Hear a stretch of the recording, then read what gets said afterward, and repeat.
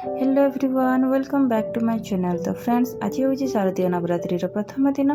तो नवरात्रि रे आपण मानक बहुत ही शुभेच्छा और अभिनंदन। तो आज आम बहुत ही सहजरे tasty and healthy lunch menu prepare करवा। तो प्रथम आम गोटे खीरी बनैबा। तो ये मु गोटे कड़ई बसई नहीं आउ गोटे चामच घी देकी एठी मु 50 ग्राम मखाना नहीं भल भाव घी रोस्ट करना मखाना को। मखाना रोस्ट होती ना नहीं आप जानापी गोटे एमती मखाना को ने हाथ में एमती दलिकी देखिए यदि गुंड गुंड टाइप रहीगला तो जानीजे कि मखाना रोस्ट हो गला।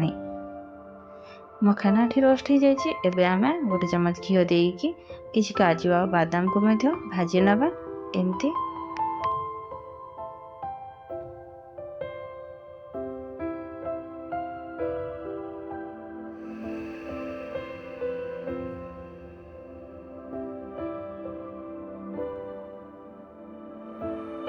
तापर आम गोटे बड़ हांडी नवा आठी 1.5 ग्लास क्षीर नौची। तो 1.5 ग्लास क्षीर को आम भल भाव फुटे नहीं जावा। सेपटे क्षीर गरम हवा भितर आम मखाना आउ ड्राई फ्रूट्स को ग्राइंडिंग कर नहीं जावा। तापर क्षीर फुटी आसला आम इलायची पाउडर आउ गोटे कप चीनी देकी भल भाव मिसई नहीं जावा। तापर मखाना को जो आम पिसिकी रखी तापर मखाना को आम ऐड करवा आको भल भाव क्षीर सहित मिसई नहीं जावा। क्षीर और मखाना भल भाव मिसी गला। तो आम किसी समय एमती फुटवाई छाड़ीदेवा। तो आपण मैंने देखिपे क्षीरी फुटी आसला। एवं आम भाजिकी रखी ड्राई फ्रूट्स को ऐड करवा आ गैस को बंद करके साइड करना। तो क्षीरी आमर रेडी हो गला। एबे आम सागर परोटा बन ना। तो गोटे कप साग को मु रोस्ट करके तार पाउडर बन नहीं। तो ये मुझे गोटे कप सागर पाउडर नहीं।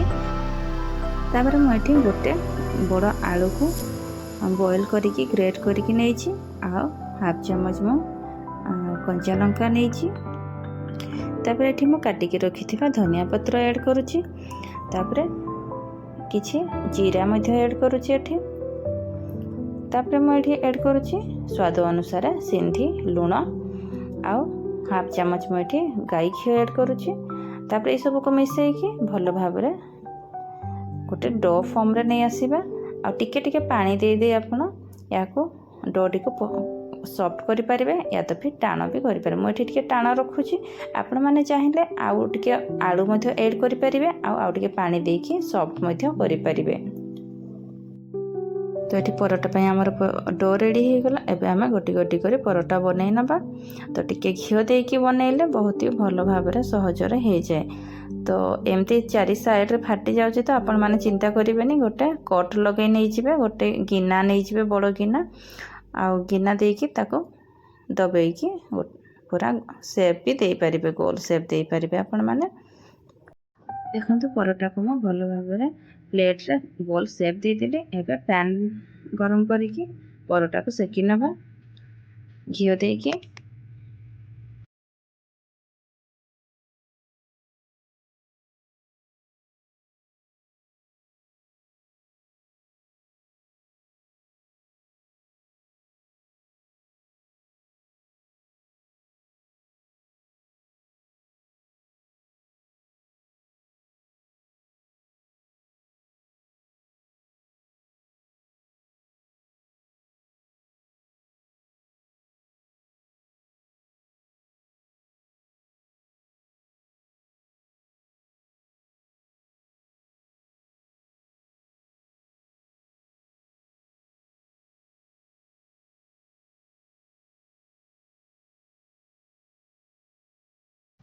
तो ये आम गोटे कड़ई बसई नवा आ गोटे चमच घी ऐड करवा।